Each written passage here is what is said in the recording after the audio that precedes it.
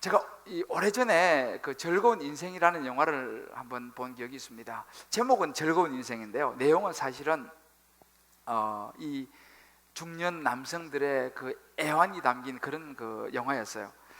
그들의 그 아픔과 눈물이 담겨 있는데 그 이제 내용은 그렇습니다. 20년 전에 대학 생활하면서 그 활화산이라는 보컬을 이제 만들어 갖고 활동을 했던 그 팀이 이제 대학 가서 나가서 뭐 몇 번 떨어지면서 이제 해체를 했어요.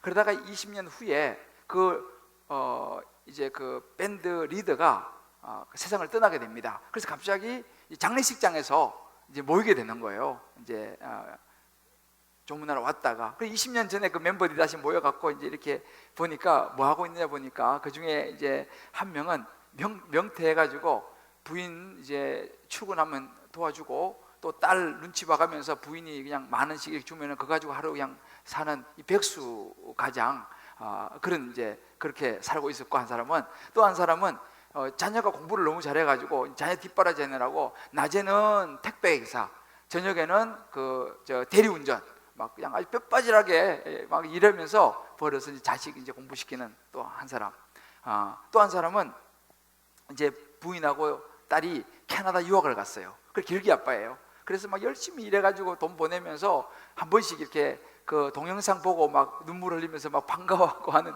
그런 그 또 아빠. 이제 그 돌아가신 분은 이제 그리고 아들이 또 막 말썽을 많이 피우는데 이 노래를 굉장히 잘하는 그 아들이 있었어요. 그래서 이제 거기서 이제 장례식에서 모여가지고 20년 전에 막 추억하다 지금 살아가는 삶이 너무 고단하잖아요. 그래서 거기서 다시 우리가 다시 한번 보컬 한번 해보자 이래가지고 의기투합해가지고 다시 이제 보컬을 이렇게 부활하는, 그래서 이제 그런 내용의 스토리인데 거기 나오는 그 이제 남자들의 그 애환들이 정말 제가 그 영화 보면서 울었다니까요.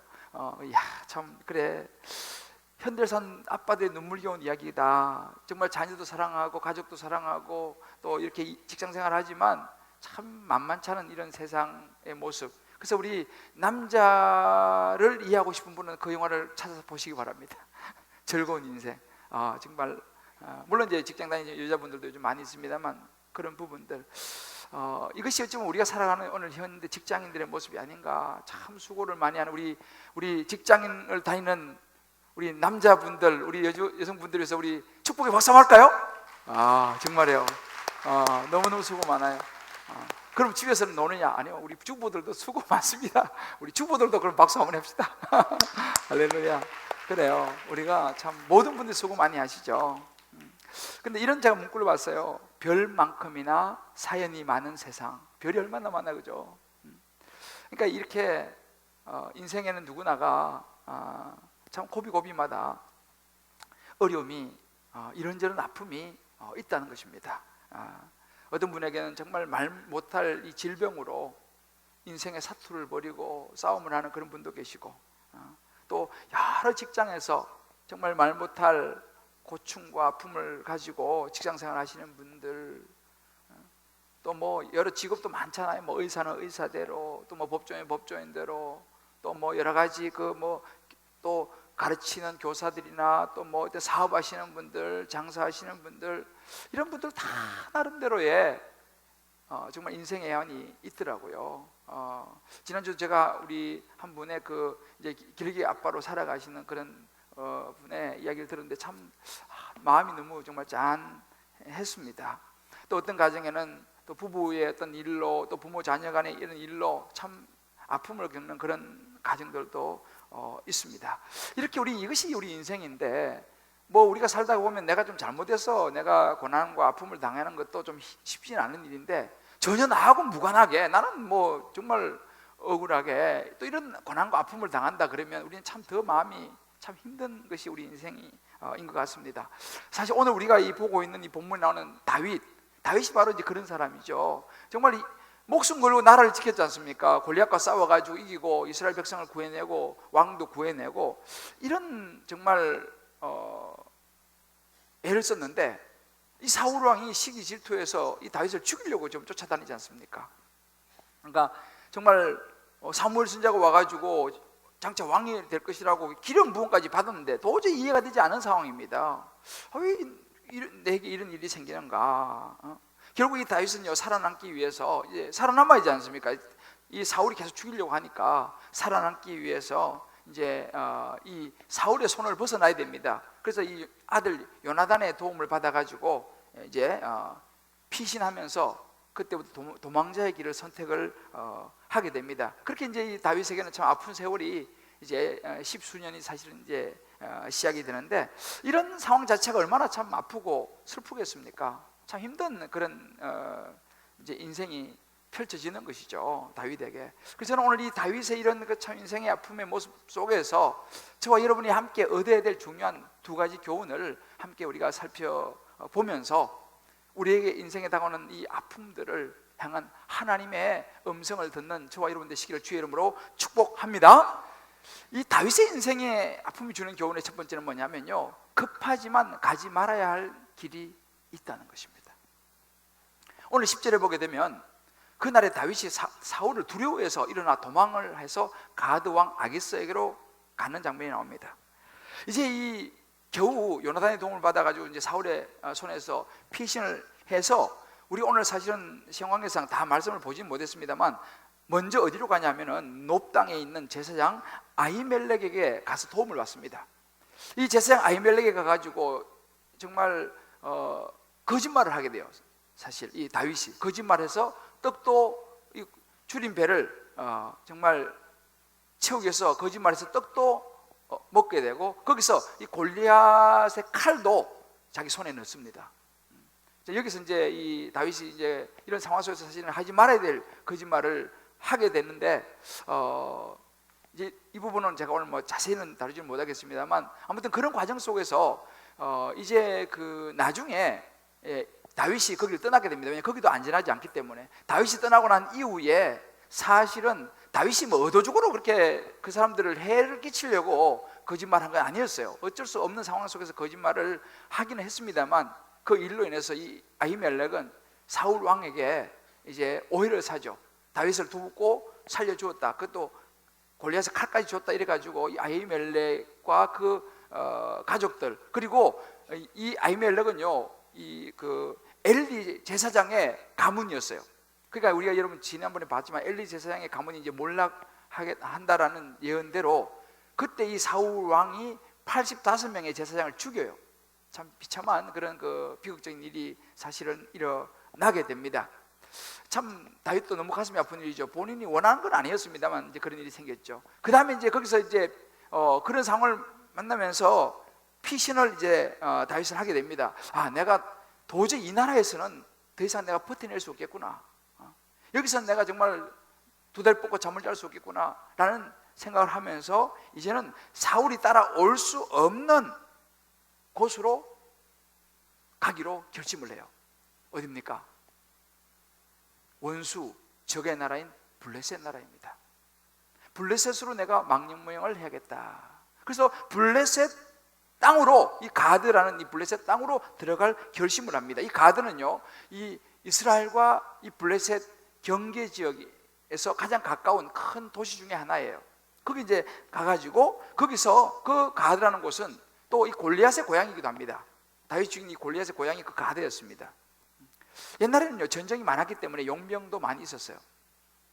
그래서 이 다윗도 아마 그 이제 그 당시 분위기처럼 용병처럼 슬쩍 껴서 이제 들어가려고 했는지도 몰라요. 여기서 이제 학자들의 의견이 조금 다릅니다만, 그래서 어떤 학자들은 이 다윗이 그 당시 분위기를 따라서 이제 한 3, 4년 지났으니까 자기 얼굴도 못 알아볼 것이다 해서 이제 용병처럼 슬쩍 끼어 들어가서 그 나라에 가서 이제 살려고 시도했다, 뭐 이렇게 이제 해석하는 한 학자도 있습니다만, 그거보다는 좀 더 신빙성 있는 해석은 뭐냐면은 그게 아니라 이 다윗은 그 블레셋으로 망명을 하는 것입니다. 왜냐하면 이제 이스라엘 나라와 블레셋이 원수지간 아니에요. 그래서 이제 이 블레셋으로 망명을 해서 내가 아기스 왕을 도와서 내가 싸우겠다, 내가 이제 당신들 편이 되겠습니다 라고 망명을 할 경우는 이 블레셋 이 가드 왕은요 이 굉장한 큰 힘을 얻게 되죠. 왜냐하면 다윗 같은 그런 장수가 오기 때문에. 그래서 나를 받아줄 것이다 라고 생각하고,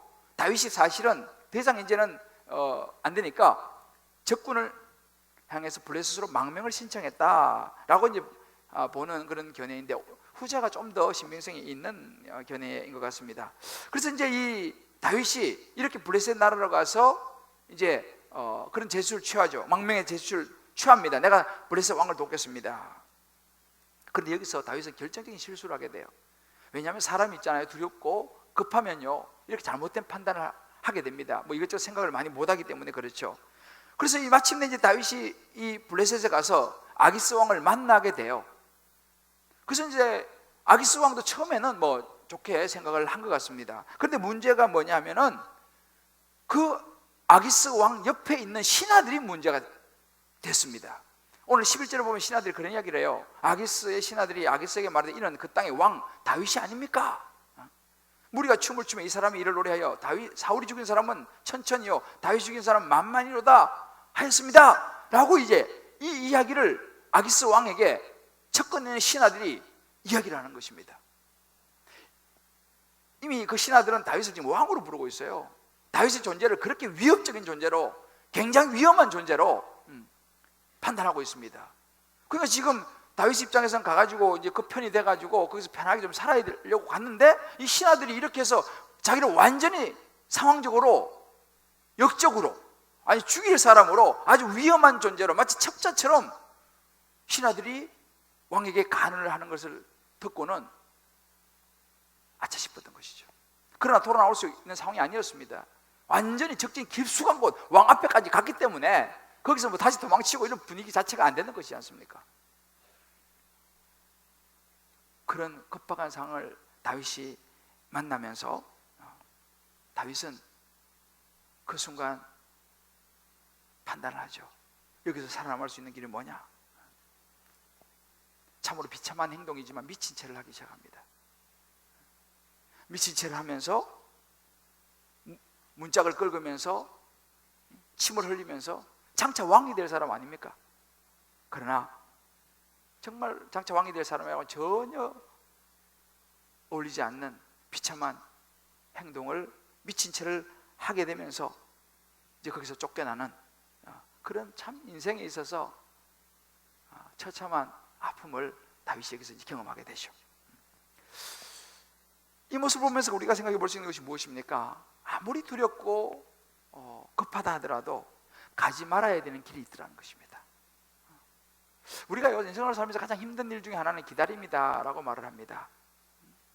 어떤 상황이 좋아지기를 기다리는 거 참 쉽지 않습니다. 건강이 정말 좋아지기를 기다리는 거, 때로는 또 여러분 요즘 오이코스를 위해서 기도하는데 믿지 않는 남편이 정말 믿기를 기다리는 거, 자녀가 좀 마음을 중심을 잡고 제대로 좀 살아가는 걸 기다리는 거, 참 이 기다림이 쉽지 않습니다. 직장을 구하고 또 직장 여러 가지 이런 것들 기다리기가 참 쉽지 않습니다. 요즘은 또 이제 자녀를 위해서 기도하는 그런 가정들이 늘어나고 있죠. 자녀를 기다리는 거, 이거 역시 쉽지 않습니다. 그러다 보면 우리는 그렇게 마음이 막 기다리는 자체가 너무 힘드니까 나도 모르게 좀 쉬운 길이 없나 라고 하는 인간적인 생각, 인간적인 길을 찾는 경우가 생기게 됩니다.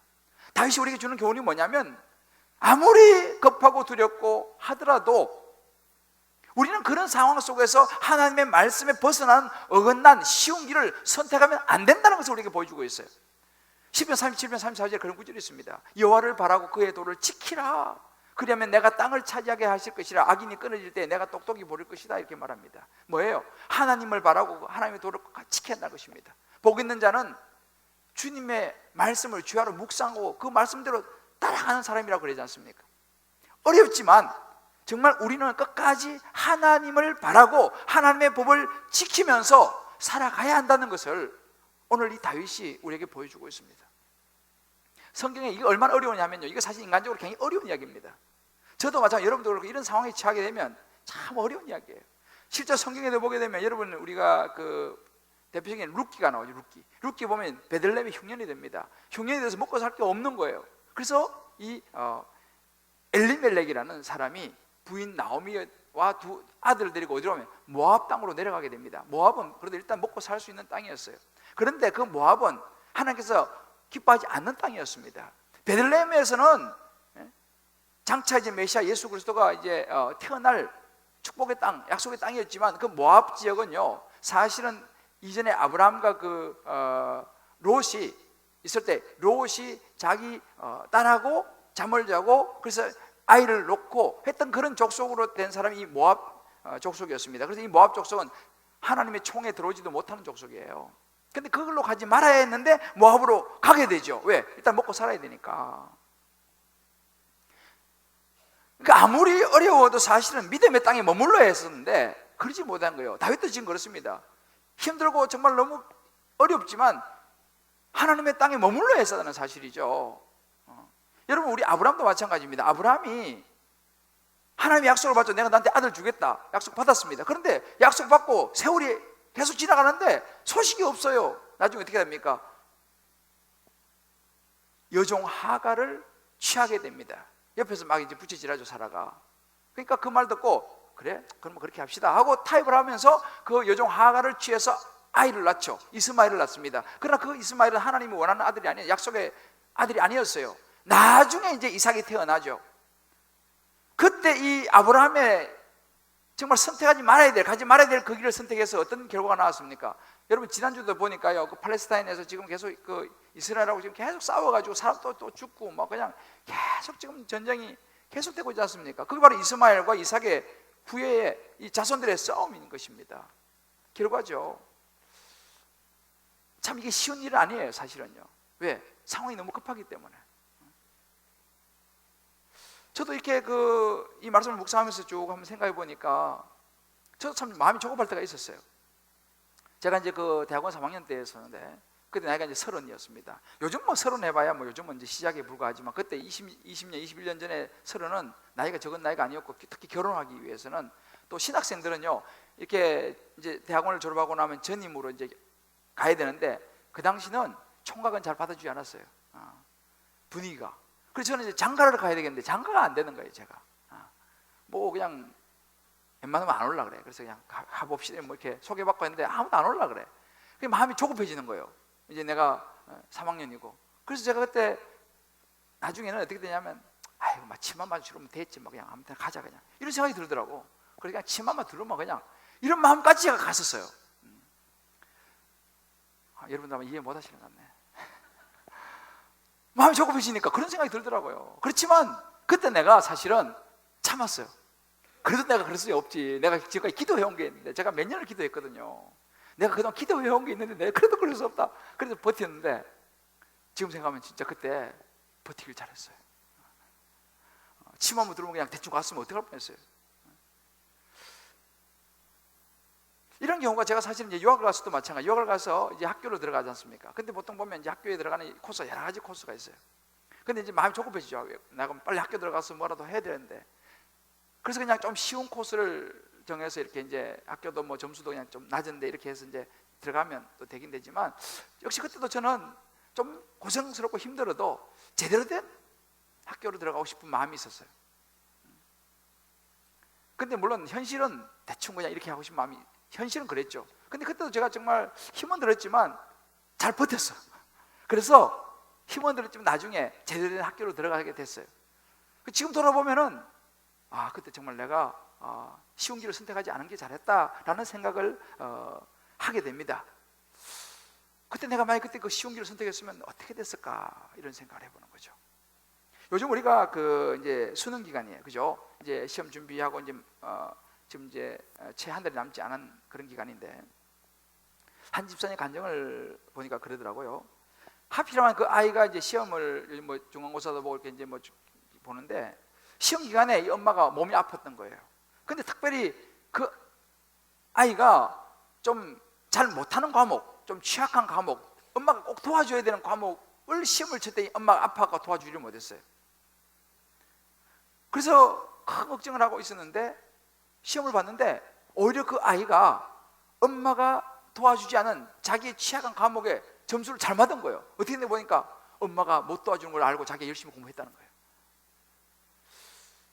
거기서 깨달은 것이 뭐냐면 결국은 내가 어떻게라도 잘해보려고 내가 막 블레셋 가드로 내려가고 내가 막 모압으로 가고 여종 하가를 취하고 내가 어떤 뭔가 내가 인간적인 방법을 가지고 막 이렇게 한다고 해서 그 아이가 반드시 잘 되는 것은 아니다라는 것입니다. 자녀는 하나님께서 돌보시고 키우시는 것이 최고인 줄 믿으시길 바랍니다. 우리가 그러니까 하나님의 일을 내가 하려고 해서는 안 되죠. 아무리 걱정이 되고 두렵고 조급하다도 마찬가지입니다. 우리 한번 이 부분을 적용을 한번 해보십시오. 저와 여러분의 삶 속에서 두렵다고 또 때로는 급하다고 인간적인 길을 선택하고 있는, 모압으로 내려가고 블레셋 가드로 내려가고 여종 하가를 취하는 그런 여러분 우리 삶의 어떤 부분은 없습니까? 여러 가지 뭐 직장이라든지 뭐 진로라든지 뭐 결혼이라든지 여러 상황 속에서 혹시 나는 지금 이 다윗처럼 그런 길을 선택하고 있는 것은 없는가? 한번 저와 여러분이 돌아보시는 적용을 하시기를 바랍니다. 두 번째로 다윗의 인생에 아픔이 주는 교훈이 있습니다. 아픔도 인생에 있어서 필요한 과정이라는 것입니다. 자, 우리 옆에 분하고 한번 이 부분은 한번 서로 이야기해 주십시다. 아픔도 인생에 필요한 과정이라고 합니다.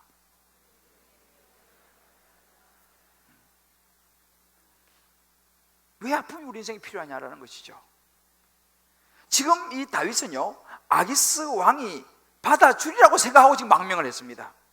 그런데 갑자기 분위기가 지금 그 분위기가 안 된 것입니다. 신하들이 갑자기 들고 일어나가지고 다윗이 죽인 사람은 만만이고 사울이 죽인 사람은 천천히라 그러면서 왕행 보고하면서 분위기가 이상히 흘러가는 거예요. 이제는 다윗이 지금 죽을 목숨이, 왜? 완전히 적진 속에 깊숙이 들어가서 빠져나오지도 못하잖아요. 혼자서 어떻게 뭘 할 수 있겠습니까? 그때 다윗이 취한 행동이 무엇입니까? 오늘 12, 13절에 나오는 구절이에요. 가드왕 아기스를 심히 두려워하여, 얼마나 두렵겠습니까? 그런 상황 속에서 그들 앞에서 그의 행동, 이 다윗의 행동을 변해서 미친 체하고 대문짝을 그적거리며 침을 수염에 흘리며, 이것이 다윗의 행동이어야 했습니다. 참 비참한 상황이죠. 기가 막힌 상황 아닙니까? 왕으로 기름 부음까지 받은 사람이, 한때는 골리앗을 쓰러뜨렸던 사람이, 당시 풍습으로요, 이 고든이라는 학자는 그런 이야기를 합니다. 당시는요, 그 당시 사회는 미친 사람을 건드리는 것은 우리말에 부정탄다라는 분위기가 있었다고 그래요. 그 다윗이 생각한 거죠. 지금 이 순간에서는 살아남을 수 있는 길은 미친 채 하는 것밖에는 방법이 없다는 것을 다윗이 생각했던 것 같습니다. 왜? 미친 사람은 안 건드니까. 살아남기 위해서 정말 굴욕적인 미친 사람, 침을 질질 흘리면서 문을 긁으면서, 여러분 그 상황을 한번 생각해 보십시오. 얼마나 굴욕적입니까? 우리가 이 표현만 봐도 참 다윗 속으로 얼마나 뼈아픈 눈물을 흘렸겠습니까? 아픔이죠. 왜 이런 일을 다윗이 만나야 하느냐? 하나님은요, 이런 아픔을 통해서라도 다윗을 빚어가시고 장차 하나님의 이스라엘 백성을 구원하고 하나님의 이 구원의 계획, 예수 그리스도가 이 땅에 오시는 그 구원 계획을 위해서 다윗을 빚어가시고 준비시키시는 과정이었다는 것을 이제 우리가 보게 됩니다. 정말 말씀드린 것처럼 미친 채 하다가 쫓겨난다는 거, 여러분 다윗이었으면 어떤 생각을 했을까요? 그런 상황에서. 야, 정말 내가 이렇게 목숨을 건져야 되나? 그냥 한번 그냥 내지르고 한번 칼 한번 휘두르고 그렇게 그냥 끝내버릴까? 그런 생각도 들지 않았겠어요? 내가 이렇게 구차하게 내 목숨을 내가 유지해야 되냐? 아니, 하나님 어떻게 된 일입니까? 저 왕으로 세운다고 사무엘 선지자를 보내서 기름까지 부으시고, 제가 정말 목숨 걸고 골리앗을 무너뜨리고 나라를 구하고 왕을 구하고 내가 하나님을 위해서 이렇게 정말 지금까지 목숨 걸고 살아왔는데, 하나님 이것이 무엇입니까? 어떻게 나에게 이러실 수 있습니까? 라고 사실은 원망하고 불평하고 하는 것이 정상 아니겠어요? 만약에 제가 다윗의 입장에 있다 하더라도 참 견디기 힘들었을 거예요. 생각이 순간적으로 굉장히 많았을 거예요. 근데 우리가요, 이제 이 과정을 쭉 보면은 그런 아픔의 굴욕적인 시간들이 결코 의미 없는 그저 고통의 시간만은 아니었다라는 것을 우리가 이제 알게 돼요. 그 과정을 통해서 다윗은요, 진짜 인생의 바닥을 치면서 바닥을 경험하게 됩니다. 뭐 그냥 8형제 막내로 자라가지고 뭐 그래도 나름대로 그냥 편하게 곱게 자라지 않았겠어요? 양을 치면서 그렇게 험한 일을 하긴 했지만은 누구한테 뭐 배신을 당해봤겠습니까? 뭐 사기를 당해봤겠습니까? 누가 뭐 자기를 죽이려고 했겠습니까? 근데 지금 다윗은 이런 과정을 통해 가지고요, 진짜 인간의 배신을 당하는 거죠. 사울 왕에게 완전히 배신을 당하는 거죠. 그 아기스 왕하고 잘 될 것 같았는데 신하들한테 이래가지고 자기가 완전히 모함을 받고 죽임을 당할 처지에 놓입니다. 그러면서 이 다윗이 얼마나 많은 생각을 했겠어요. 인생에 대해서 얼마나 많이 생각을 했겠어요. 그리고 그 이후에 도망다니는 생활 속에서 백성들의 아픔을 보지 않았겠습니까? 그저 그냥 자기밖에 모르는 그런 좋은 자리에서 살아갔던 그런 다윗이 아니라 그야말로 산전수전 다 겪으면서 가장 아픈 배신을 당하면서 죽을 고비를 넘기면서 다윗은 장차 이스라엘 백성을 이끌어갈 하나님의 종으로서의 하나씩 하나씩 면모를 갖춰가고 있다는 사실이에요. 여러분, 우리가 잘 아는 요셉도 마찬가지지 않습니까? 요셉은 형들에게 시기 질투로 정말 억울하게 팔려가지 않습니까? 팔려가가지고 애굽에 가서도 종살이 하다가 또 거기서 또 모함을 받아가지고 감옥 속에 또 감옥에 들어가가지고 고생하면서 참 기가 막힌 일 아니에요. 그런데 요셉이 어떻게 합니까? 그 감옥에서 우리만 소위 술 맡던 가는 장, 떡 맡던 가는 장, 고위공직자들을 만나면서 장차 총리가 될 레슨을 받는 거예요. 감옥에서. 그 아픔의 억울한 아픔의 시간들이 요셉에게는 하나님의 준비를 시키는 기간이었습니다. 바로 다윗에게 그런 시간이었다는 것이죠.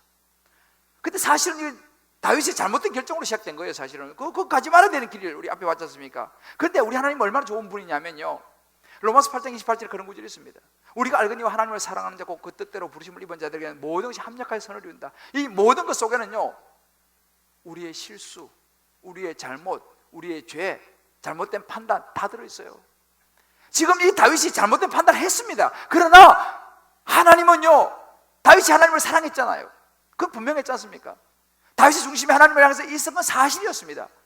그가 거짓말도 했고 잘못된 판단도 했지만 그 중심을 하나님 보시기 때문에 하나님을 사랑하는 그 다윗을 하나님은 그냥 두지 않으시고 그의 잘못된 실수, 죄까지도 하나님께서 합력해서 선으로 바꾸시는 것입니다. 그래서 이 아픔의 과정도 자기 잘못으로 했지만 결국 그 아픔의 과정을 통해서 다윗을 빚으시고 하나님의 구원의 역사를 위해서 귀한 이스라엘 왕으로서 준비시키는 과정으로 바꾸셨다는 것을 우리는 눈여겨보아야 됩니다. 저와 여러분의 인생의 아픔이 다윗처럼 더 큰 하나님의 나라와 하나님의 구원의 역사를 위해서 준비시키는 과정이라는 이 영적인 눈을 저와 여러분이 뜨게 되시기를 주의 이름으로 축복합니다. 다윗이 그걸 깨달은 거예요. 다윗이 그것을 깨달았어요. 그리고 그 굴욕적인 치욕적인 시간을 견뎌낼 수 있었어요. 그럼 어떻게 뭘 보고 우리가 다윗이 그걸 깨달았다고 알 수 있어요? 바로 그때 그렇게 해서 살아남아 가지고 그가 하나님께 고백한 시가 있어요. 그게 시편 34편이에요. 여러분 시편 34편 집에 가서 한번 읽어보세요. 시편 34편 다윗의 시 그래가지고 그게 부제가 뭐냐면 다윗이 아비멜렉 앞에서 미친 채 하다가 쫓겨나서 지은 시. 이 아비멜렉이라는 것은 이 아기스 왕이에요. 그 아기스 왕한테서 미친 채 하다가 쫓겨나가지고 하나님 앞에 시를 썼어요. 그러니까 그 당시의 그 상황을 아주 리얼하게 이 시가 이야기해주고 있습니다. 이것이 다윗의 그때 깨닫고 느낀 거예요. 여러분 1절이 어떻게 시작한지 아세요? 1절 이렇게 시작합니다. 내가 여호와를 항상 송축하며 내 입술로 항상 주를 찬양하리이다. 여러분, 이 말이 됩니까? 그 상황에서 죽을 뻔하고 치욕스럽게 미친 채 해가지고 겨우 나와가지고 하나님 원망하고 불평하고 하나님 이럴 수 있습니까? 라고 해도 시원찮을 판에 다윗은요, 하나님을 송축하는 거예요. 하나님을 찬양하는 거예요. 하나님께 감사하는 거예요. 이것이 다윗이었어요. 그러면서 이 다윗이요, 뭐라고 고백하냐? 4절에 그렇게 고백을 합니다. 내가 여호와께 간구하매 내게 응답하시고 내 모든 두려움에서 나를 건지셨도다. 보세요, 다윗은요, 그런 기가 막힌 상황을 통해서 자신의 진정한 안식처, 자기가 정말 구해야 될 분은 사람이 아니고 이 제사장도 아니고 블레셋 가드 왕도 아니고 하나님이라는 것을 그가 깨달은 거예요. 진짜 믿을 대상은 하나님이라는 거, 사람은 믿을 대상이 아니라는 것을 그가 깊이 깨닫는 거예요. 진짜 간구하고 의지할 분은 하나님이다. 왜요? 배신을 당하잖아요. 기가 막힌 배신을 당하고 죽음 앞에 서잖아요. 거기서 깨닫는 거예요. 다윗은, 하나님은 그 다윗이 그걸 깨닫기를 원하셨어요. 너는 나만 의지해라. 나만 의지해라. 사람을 의지하지 마라. 제사장도 가드 왕도 누구도 의지하지 말고 너는 나만 의지해라. 여기서 다윗이요, 깊은 인생에 하나님의 법을 깨닫는 거예요. 믿음의 대상은 하나님밖에 없다는 거, 사람은 사랑할 대상이라는 거. 8절에도 보면 그런 고백을 합니다. 너희는 여호와의 선하심을 맛보아할지어다. 고백하잖아요. 세상에 선한 분은 하나님 한 분밖에 없다. 하나님께 피하는 자는 복이 있다. 이거 다 다윗이 한 고백이에요. 그 기가 막힌 상황에서 나와서 한 고백입니다. 시편 34편 19절에 그런 말을 합니다. 의인은 고난이 많다 그랬어요.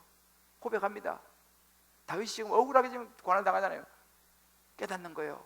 의인이라고 해서 고난이 없는 것이 아니라는 거예요. 예수 믿는다고 해서 신앙생활을 열심히 한다고 해서 고난이 없는 게 아니라는 것입니다. 오히려 고난이 더 많을 수 있다는 거예요. 왜? 예수 믿는 사람들 시기한 사람이 너무 많아요. 여러분도 아마 직장생활 하시면서 사회생활 하시면서 뭐 엄마들 사이에서 예수 믿는다 그러고 뭐 교회 다닌다 그러고 그러면요, 싫어한다니까요. 오히려 안 믿는 사람보다 고난이 더 많을 가능성이 훨씬 많아요. 지금 다윗이 깨닫는 것입니다. 자기는 진짜 하나님 뜻대로 하나님 사람이 살아가려고 하니까 고난이 많다는 것입니다. 근데 뭘 깨닫냐면, 많지만 그게 끝나는 게 아니에요. 하나님께서 모든 고난에서 건지시는도다. 할렐루야. 다윗이 그걸 깨닫는 거예요. 그래, 하나님이 나를 건지실 거예요. 하나님이 나를 건지실 거예요. 이것을 다윗이 깨닫는 것입니다. 그 아픔과 고난 속에서 이렇게 깨닫는 거예요. 저와 여러분도 인생 가운데서 다윗처럼 때로는 원망하고, 하나님 어떻게 이럴 수 있습니까? 내가 하나님한테 어떻게 했는데요? 내가 주님 앞에 어떻게 하셨나 했는데 나에게 이런 아픔, 이런 고난이, 이런 치욕이, 이런 굴욕이 나에게 올 수 있습니까? 라고 말하는 그 순간에 다윗처럼 하나님을 찬양하고 하나님을 바라고 하나님의 법을 따라서 하나님의 건지심을 맛보는 저와 여러분의 인생 되시기를 주의 이름으로 축복합니다. 여러분, 이게 인생이에요. 다윗은 이렇게 장차 왕으로서 하나님의 구원의 역사를 이루어갈 준비를 하고 있었습니다. 하나님이 그 준비를 시킨 거죠. 놀랍지 않습니까? 저와 여러분도 살아가면서 인생이 아픔이라는 거, 아픔도 인생의 한 부분이라는 것을 우리가 알아야 합니다. 예수 믿어도 아픔이 온다는 걸 알아야 되는 거예요. 자, 우리 옆에 분 한번 이렇게 격려합시다. 아픔도 인생의 한 부분이라고 합니다. 그러니까 우리가 여러분, 아픔이 올 때 너무 많이 무조건 여러분 아파하지 마세요. 아프죠. 그러나 이것이 인생이라고 하는구나, 내 인생에 이런 아픔이 오는구나, 그걸 여러분 우리가 받아들일 수 있어야 돼. 왜? 다윗이 그것을 보여주고 있어요. 내가 꼭 잘못했을 뿐만 아니에요. 내가 잘못하지 않아도 아픔은 올 수 있다는 사실. 그러나 중요한 것은 뭐냐? 그 아픔이 우리 인생을 더 좋게 빚어가고, 하나님께서 그 아픔의 과정을 통해서 우리를 구원의 역사로 준비시키시고 마지막에 하나님의 영광의 면류관을 씌우실 것이라는 것을 저와 여러분이 믿으시기를 주의 이름으로 축복합니다. 그러면 그 아픔과 고난은요 보석이 되는 거예요. 감사가 되는 거예요. 술을 놓을 때 그냥 한 색깔로 놓으면 밋밋하잖아요. 알록달록 아름다운 한 폭의 그림이 되는 것처럼. 저는 가끔씩 그런 생각을 해봅니다. 제가 여러분들 보시기에는 아주 촌놈으로 보이지만 제가 도시에서 태어났습니다. 제가 대구 직할시에서 태어났어요. 그래서 제가 그 대구 서구국민학교를 다니고 교회도 역사 전통이 있는 대구 서문교회를 제가 다녔어요. 그러다가 이제 정말 그때는 잘 나갔는데 제 아버님이 이제 건강이 안 좋으셔가지고 시골에 이제 낙향하시면서 제가 이제 그때부터 시골 촌놈이 된 거예요. 지금 이제 완전히 촌놈이죠. 그 사람들은 저보고 이렇게 말해요. 촌놈이라고 말하지 않고 목사님은 참 편할스럽습니다 이렇게 말해요. 편하게 생기셨대 그냥. 부담이 없이 생기셨대. 그 말은 속으로 촌놈이다 이 말인데 그죠? 하여튼 좋게 표현해요. 뭐 저는 좋아요. 근데 제가 이제 촌놈으로 완전히 자라가지고 제가 쭉 이제 왔는데, 그런데 완전 촌놈이 돼버렸죠, 그렇죠? 완전 이제 뭐 완전 시골스러운 그렇게 돼서 저는요 사실 요즘 이제 우리 애들도 그렇고 이게 주변의 분위기를 보면서 느끼는 거예요. 저는 어느 정도 시골이냐면 학원이라는 것을 모르고 자랐어요. 학원이라는 말을 들어보지 못했어요. 저는 학원. 저는 고등학교 졸업할 때까지 뭐 과외라는 말을 저는 들어보지 못했어요. 제가 그래도 성공했죠. 뭐 학원, 과외. 저는 그거 전혀 무관한 세상에 제가 살았어요, 사실은. 그러니까 시골에서 봄, 여름, 가을 그냥 개구리 잡고 이렇게 놀면서 그냥 이렇게 그렇게 정말 유유자적하게 제가 이제 살아서 공부를 아주 안 한 건 아닌데 뭐 열심히 한 것도 아니에요, 사실. 그래서 제가 이제 고등학교 졸업하고 대학을 떨어졌죠. 이제 떨어져서 재수를 하게 되면서 제 마음에 원망이 있었어, 원망이. 내가 우리 아버지가 왜 그때 시골로 오셔가지고 계속 내가 도시에서 자랐으면 나도 좀 공부도 열심히 했을 것이고 대학도 탁 그냥 붙었을 것이고 우리 아버지가 원망이 되더라고 사실은. 그런데 더 참 비참했던 건 뭐냐면 제가 재수할 때 제가 대전 대성학원 출신입니다. 제가 여기 대성학원 후배들 있나요? 제가 대전 대성학원 출신인데 대성학원 다니면서 이제 그 형들도 만나고 하잖아요. 제가 영어 수학이 1년 만에 안 되더라고. 그래서 이제 한 번에 우리 그 같은 공부하는 형인데 그 형은 보니까 점수도 잘 나오고 수학을 잘해요. 그래서 내가 진짜 염치불구하고 수학 좀 이제 한번 배워보려고. 그래서 이제 그 형한테 수학을 좀 물었어요. 문제 푸는 거. 그 처음에 좀 뭐 이렇게 가르치더만 내가 잘 모르니까 그냥 꿀밤을 주면서 야 이것도 모르냐고 막 핀잔을 주는 거예요. 속에서 확 올라오는 거예요. 아니 모르는 것도 서러운데 말이야 이렇게 나를 핀잔을 주고 막 그래서 그렇게 기분 나빠가지고 그다음부터 내가 안 해버렸어요. 누구 손이에요? 제 손이지. 그래서 제가 그때 참 내가 정말 속으로 눈물을 흘렸다니까요. 야, 그래 내가 그때 마음 결심한 거 있어요. 나는 나중에 내가 선생님이 돼야겠다. 그래 내가 진짜 나 같이 모르는 사람 내가 친절하게 가르쳐야지. 그때 그 생각을 했다니까요. 그때 내가 굉장히 굴욕적이었어요, 사실은. 옛날에 그 재수 시절이었지만 안 그래도 재수하는 것도 힘드는데 정말 굴욕적이었어요. 이제 그런 시절을 제가 이제 보내면서 그러니까 더 이제 원망스러운 거죠. 우리 부모님이 우리 아버지가 시골에 가가지고 근데 시간이 이제 이렇게 지나서 제가 이제 목사가 됐어요. 목사가 되고 많이 보니까 야 내가 시골에서 자란 게 얼마나 감사한지 몰라요. 왜냐하면 저는요 시골에서는 모든 걸 다 경험하잖아요. 그러니까 시골에 자라가지고 할 이야기가 많아. 제가 지금 풀어놓을 게 많아. 목사는 풀어놓을 게 많아야 될 거 아니에요. 도시에만 자랐으면 그냥 게임방 갔다가 뭐 하고 가다 이거 했는데 시골에 자라니까 뭐 개구리 잡는 것부터 시작해서 뭐 서리도 하고 봄, 여름, 가을, 겨울 그냥 할 얘기 많은 거예요. 어르신들 만나도 제가 대화가 잘 돼요. 제가 어르신들하고 대화하면 목사님 비슷하시네 이런 이야기를 가끔 들어요 제가. 그러니까 이게 목회하면서 제가 너무 도움이 되는 거야. 시골에서 내가 자랐던 것이 너무너무 도움이 되고 참 야 하나님 감사합니다. 내가 시골에 자라가지고 이렇게 감사하고 안 그러면 내 인생이 참 밋밋하고 그랬을 텐데 감사한 거예요.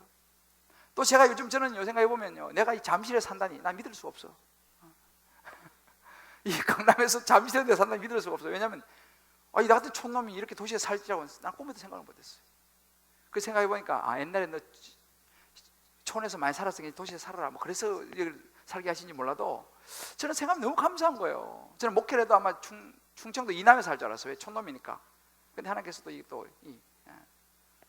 강남에서 이 잠시에서 목회하게 하시고, 이 모든 생각하면 너무 감사하고, 정말 제가 대학을 떨어진 것도 마찬가지. 이게 얼마나 인생에 좋은 추억이 된지 몰라요. 제가요, 사실은 대학을 떨어졌기 때문에 아픈 추억이지만 제가 많은 생각을 하고 이해하게 됐어요. 저는요, 대학 떨어진 사람 애들은 만나 눈빛만 봐도 난 이해가 가요. 딱 만나면 뭘 떨어졌다 그러면 쟤가 지금 무슨 생각이 있겠구나. 난 마음에 다 와요. 얼마나 감사한지 몰라요. 왜? 내가 떨어져 봤기 때문에. 대학 떨어진 애들, 이런 애들은 더 마음이 가고 기도도 더 간절히 나오고, 사실은 우리 곽지선님처럼 공부 떨어져 본 적이 없는 사람은 이해를 못 할 거야. 그러니까 안 떨어져 본 사람들은 몰라, 이 세계를. 근데 제가 떨어져 봤으니까 얼마나 감사한지 몰라. 수능 이럴 때 되면 저는 애들하고 너무너무 커뮤니케이션이 잘 되는 거예요. 그러니까 안 떨어져 본 사람 만나면 할 말이 제가 그래도 있어요. 아유, 어떻게 한 번도 안 떨어지고 잘 오셨네요, 이렇게 얘기하면 되니까. 근데 지금 돌아보니까요, 그 재수했던 것들이 그것도 감사한 거야. 그래서 제가 그때 이를 악물었어요. 처음으로. 사실은 진짜 난 공부에 별로 관심이 없었는데, 그때 내가 이를 악물고 내가 공부해야겠다. 그래서 공부를 시작한 거예요. 그때는 누가 이야기할 것도 없어. 그냥 정말 내가 이를 악물고 내가 진짜 이제 공부해서, 왜? 나 같은 사람 내가 도와줘야겠다. 내가 선생님이 되든지 아니면 교수가 돼갖고 진짜 나같이 이렇게 이런 애들 내가 진짜 친절하게 내가 잘 가르쳐야지. 그 마음을 먹었어요. 그것이 돌아보면요, 하나님께서 저에게 그 깊은 아픔을 경험하게 하시면서 준비를 시킨 거였어요. 나중에 제가 얼마나 많은 도움을 받았는지 몰라요. 여러분, 한번 적용해 보세요. 여러분들 인생에 이런저런 생각하지 못했던 아픔을 아기스 왕의 신하들을 만나고 있는지 몰라요. 고난을 만나고 있는지 몰라요. 그때 여러분, 이것이 하나님께서 나를 빚어가시는 과정이고 더 큰 하나님의 구원의 역사를 위한 하나의 과정으로 나에게 주셨구나 라고 여러분들을 받아들이고 다윗처럼 감사하면서 버텨내시고 견뎌내시는 저와 여러분 되기를 주의 이름으로 축복합니다. 사랑하는 성도 여러분, 인생은요, 아픔이 있어요. 성숙하는데도 아픔이 필요합니다. 아마 제가 이 말씀 묵상하면서 이런저런 많은 생각이 있었어요. 아마 여러분들 중에서도 직장생활을 하다가 정말 때려치우고 싶어요. 내가 정말 이렇게 내가 모욕을 당하고 비참하게 내가 이 회사 다녀야 되냐, 정말 미친 채 해야 될 정도의 이런 굴욕을 당하면서 내가 이 회사 다녀야 되냐, 당장 사표 던지고 그냥 과감 치르고 나오고 싶은 그런 분명히 여기 있을지 몰라요. 사업하다가 보면은 진짜 당장이라도 그냥 집어치우고 싶은 굴욕적인 이런저런 이 관계 사이에서 이런저런 가번값대로 어른얼대로 올라올 때가 많이 있을 거예요. 굴욕적인 비참하게. 가정에서도 마찬가지. 내가 이렇게 하면서 내가 남편을 내가 정말 전도해야 되나, 이 자녀를 내가 이렇게 해야 되나.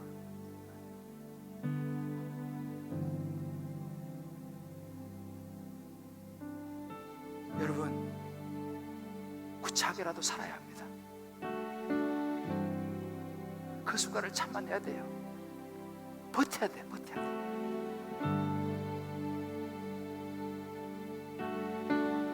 요즘 버텨내는 게 중요해요. 버텨내야 돼. 왜요?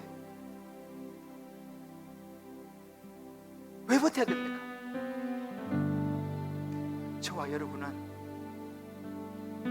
하나님의 자녀요, 하나님의 영광을 위해서 지음 받았기 때문입니다. 하나님이 저와 여러분을 위해서, 저와 여러분을 통해서 하나님의 구원의 역사를 이루어 가시기를 원하시기 때문에 내가 하나님의 영광을 위해서, 하나님의 구원의 역사를 위해서 내가 버텨야 되는 거예요. 여러분, 아프신 분들 있습니까? 포기하고 싶은 몸이 버티셔야 돼. 왜요? 하나님의 영광을 위해서. 하나님의 때를 기다려야 돼. 하나님이 역사할 때가 있습니다. 하나님이 개입하실 때가 있습니다. 지금은 처참하게 비굴하지만 하나님이 개입할 때가 있다는 사실이에요. 하나님이 고쳐줄 때가 있다는 것입니다. 하나님께서 경제적인 것을 풀어줄 때가 있다는 사실을 믿으시기를 주의 이름으로 축복합니다.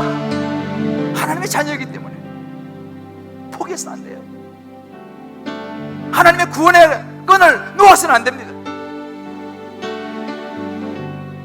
다윗을 그 참아냈어요. 구원의 역사를 위한 과정이었습니다. 여러분 삶 속에 아픔이 있죠. 분명한 것은 그런 아픔 없이 성성장구하고 모든 일이 잘 풀리고 잘 나가면 좋겠죠. 여러분 모든 일이 다 잘 되고 성성장구해서 하나님 없이 그렇게 재밌게 살다가 지옥 가는 게 좋습니까? 때로 아픔을 경험하면서 고난을 경험하면서 때로는 비굴해져야 되는 눈물이 흐르지만 그런 과정을 겪으면서도 하나님의 구원의 역사를 이뤄내고 그 남편을 주님께로 인도해서 구원케 하고 그 자녀를 주님께로 인도하고 주변에 있는 믿지 않는 사람들을 주님께로 인도하는 구원의 방주가 되겠습니까? 그 과정 속에서 하나님을 더 깊이 신뢰하고 하나님을 더 믿고 예수를 제대로 붙잡고 구원받아서 영원한 생명을 천국으로 가는 주인공이 되기를 원하십니까? 저와 여러분은 다윗처럼 멀리 봐야 되는 거예요. 영혼을 봐야 되는 거예요. 지금 눈앞에 있는 그 때문에 좌절하거나 실망하지 말아야 합니다. 잠시만 지나가요. 눈물도 잠깐 지나갑니다. 우리에게 영원한 세계가 있어요. 요한일서 2장 17절에 그 말씀했습니다. 이 세상도 정욕도 다 지나가되 오직 하나님의 뜻을 행하는 자는 영원히 거하느니라. 할렐루야. 다니엘 12장 3절 말씀 있습니다. 지혜 있는 양 궁창이 빛과 같이 빛날 것이요 많은 사람을 옳은 대로 돌아오게 한 자는 별과 같이 영원토록 빛나리라. 할렐루야. 우리 옆에 분이 가만히 축복해 주세요. 멀리 보셔야 됩니다. 한번 이야기해 주세요. 멀리 보셔야 됩니다. 멀리 보셔야 됩니다. 예수님 앞에 나오셔야 돼요. 이제 요즘 오이코스 우리 다음 주 수정한 날이잖아요. 여러분 기도하시면서 세상에 답이 없어요. 이런저런 아픔 때문에 다들 그냥 망가져가고 있는 분들 많이 주변에 있잖아요. 괴로워하는 분들 많이 있잖아요. 그분들 여러분 초청하세요. 예수님께로 나와야지 답이 있어요. 세상에는요 잠깐 진통제밖에는 줄 수 없어요. 세상은요. 그러나 예수님께 나오면 진정한 인생 해결이 있는 줄 여러분 믿으시기를 바랍니다. 오늘 말씀 생각하면서 제가 이 참 좋아하고 가끔 부르는 찬양입니다만 인생길 험하고 마음 지쳐 살아갈 용기가 없어질 때 너 홀로 앉아서 낙심치 말고 예수님 품으로 나오시오. 우리 가사 생각하면서 같이 한번 기도하는 마음 부르고 자 기도하겠습니다. 인생길로 험하고 마음 지쳐 살아갈 용기 없어질 때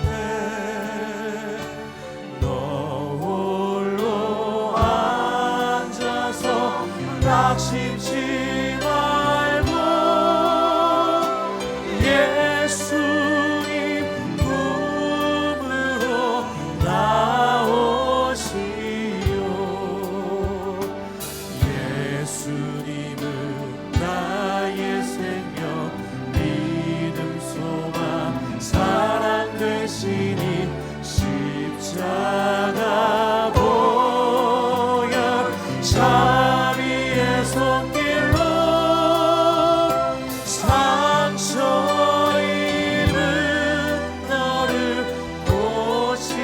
고치시니 평생의 모든 꿈이 평생의 모든 꿈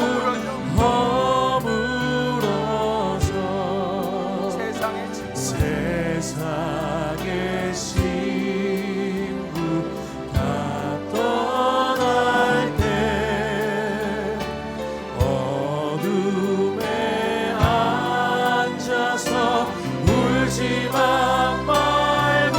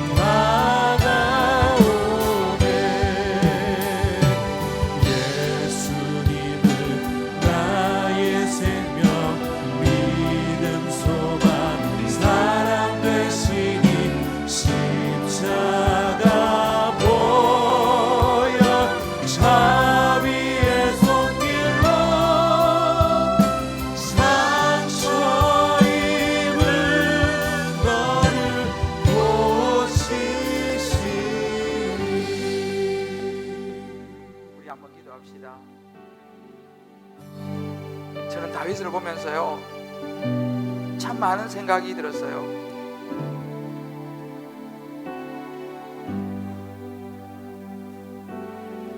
지나간 시간들이 주마등처럼 스쳤습니다.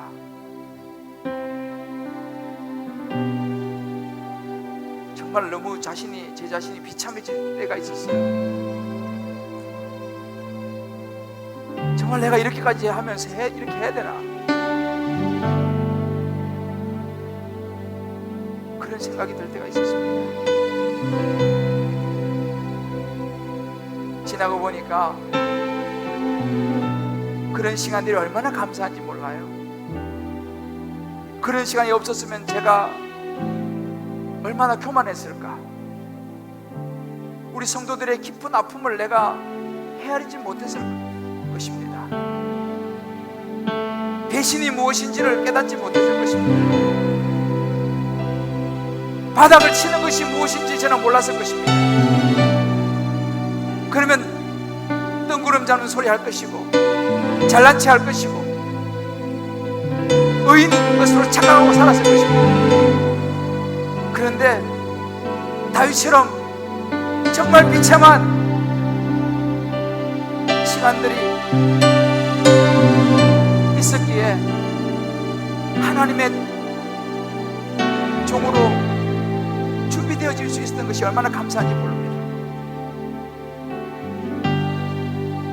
저는 이번에 이 감사를 받으면서도 너무 감사했어요. 하나님께서 이 모든 걸 풀어주시는구나. 우리 교회가 정말 깨끗하다는 것을 하나님이 증명해 주시는구나. 얼마나 감사했는지 몰라요. 여러분에게도 각자의 아픔이 있을 것입니다. 고난이 있을 것입니다. 여러분 버텨내셔야 됩니다. 참아내야 됩니다. 하나님 붙잡고 견뎌내야 됩니다. 그러면 그 고난이 보석이 될 줄 믿습니다. 주님 앞에 나오십시오. 하나님 붙잡으십시오. 사람 의지하지 마세요. 하나님 붙잡아야 됩니다. 예수 붙잡아야 됩니다. 예수밖에 없습니다. 우리 한번 이 시간 감사 주신 용서 붙들고 주의 이름을 한번 기도하겠습니다.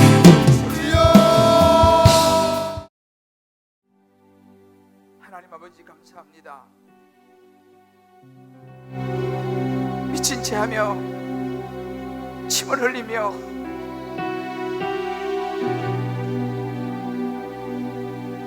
목숨을 건져야 했던 다윗, 자신을 위해서가 아니라 하나님 나라의 구원을 위하여 다윗은 견디어냈고 참아냈습니다. 그리고 그것이 그의 훈련의 과정이 되었고 하나님의 종으로 더 귀하게 쓰임을 받았습니다. 하나님 아버지, 우리 사랑하는 성도님들 직장 생활하다 보면 정말 당장이라도 던져버리고 싶을 때가 있습니다. 자식을 키우다 보면 참 힘들 때가 있습니다. 사업하다 보면 이런저런 직장에서 이런저런 상황 속에서 믿지 않는 남편 때문에 하나님 아버지 참 비굴해져야 될 때가 있고 내가 왜 꼭 이래 살아야 되느냐 할 때가 있습니다.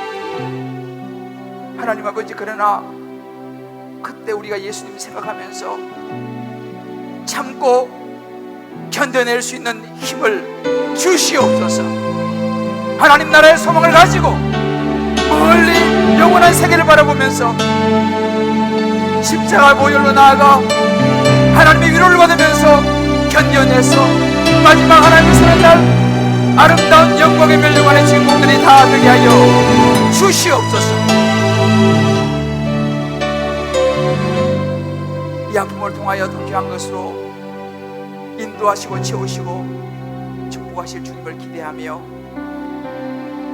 예수 그리스도 이름으로 기도합니다. 아멘. 우리 한번 이 시간 다 자리에서 일어나시면서요, 옆에 분 이렇게 한번 우리 서로 축복합시다. 하나님이 살아계시니 견뎌내셔야 합니다. 하나님이 살아계시니 견뎌내셔야 합니다. 할렐루야. 아멘. 이렇게 한번 축복합시다. 우리에게는 영광의 멸류관이 있습니다. 우리에게는 영광의 멸류관이 있습니다. 할렐루야. 아멘. 여러분 힘을 내시고 버텨내시고 견뎌내시고 주님 앞에 서는 그날 다윗처럼 하나님께서 더 멋있게 여러분의 인생을, 여러분의 자녀의 인생을 책임질 줄을 믿습니다. 아멘. 우리 어머니 시간 끝이 파도 날 향해 와도 한번 두 손 한번 착 한번 하나님 들어보십시오. 팔이 아프신 분들은 안 들으셔도 괜찮아요. 마음만 끝이 파도 날 향해 와도 주와 함께 날아오르니 우리 마음의 몸을 엎드리고 기도하겠습니다. 거친 파도 날 향해 와도 주와 함께 날아오르리. 폭풍 가운데 나의 영혼 잠잠하게 주를 보리라. 거친 파도 날 향해 와도 주와 함께 날아오르리.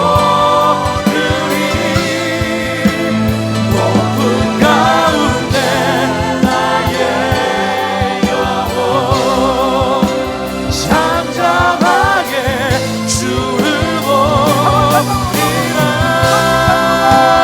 거친 파도 날 향해 와도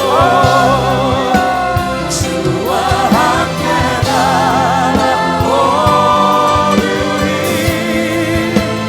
폭풍 가운데 나의 영혼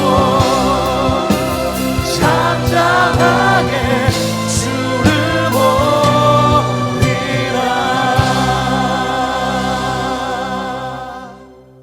우리를 죄악 가운데 구원하신 우리 주 예수 그리스도의 은혜와 다음없는 하나님의 사랑하심과 성령의 역사와 충만하심이 오늘 기가 막힌 상황 앞에서도 포기하지 않고 견뎌내며 하나님의 구원의 역사를 이루기 위하여 미친 채 하면서도 버텨냈던 다윗, 결국은 그 시간들을 통해서 준비되어지고 더 크게 쓰임받았던 다윗을 마음에 품고 참 인생에 이런저런 많은 아픔과 고난이 있을지라도 그 가운데 하나님의 역사를 보고 하나님의 구원의 계획의 과정인 것을 믿음으로 받아들이고 다시 일어서서 뱉어내고 이겨내고 뛰어넘으리라. 다시 일어서는 귀한 하나님의 백성들, 사랑하는 성도님들 한 분 한 분 머리 위에 사랑하는 자녀와 사랑하는 아내와 남편과 부모와 모든 예수를 만나야 될 주변의 많은 오이코스들 한 분 한 분 머리 위에 저들의 모든 기도 제목 위에 군문에 또 지방과 해외에 나가야 될 우리 모든 권속들 머리 위에 어려운 중에도 하나님 변함없는 언약을 기억하며 11조를 드리고 감사와 성교와 구제와 소원과 특별한 예물을 주님께 드리며 영광 돌리고 잃어버린 영혼을 찾는 귀한 예물로 쓰임받는 축복된 손길 위에 이제부터 영원토록 함께 하시길 간절히 축원하옵나이다. 아멘.